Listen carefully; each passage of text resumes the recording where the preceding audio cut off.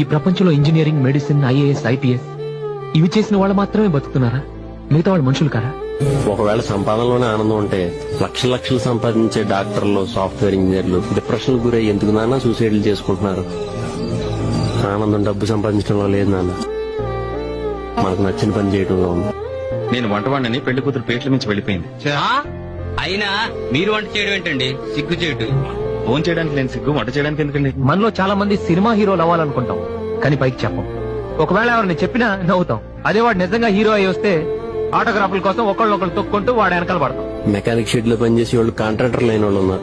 ఆటోలు దొరుకునే వాళ్ళు నలుగురికి పనిచ్చే స్టేజ్కి ఎదిగిన వాళ్ళు ఉన్నారు. ఏమో రేపు నేను ఈ టాక్సీకి ఓనర్ అవుతానేమో, నలుగురికి పనిచ్చే స్టేజ్కి ఎదుగుతానేమో. ఎవరికి తెలుసు నాన్న జీవితం ఎప్పుడు ఎవరిని ఎలా మారుస్తుందో. లైఫ్ అంటే నలుగురు నచ్చిన వాళ్ళతో వండుకుంటా, నాలుగు మెతుకులు అన్నం తినుకుంటా, నచ్చిన పని చేసుకోవడం. అరే నువ్వు పక్కన జరుగు.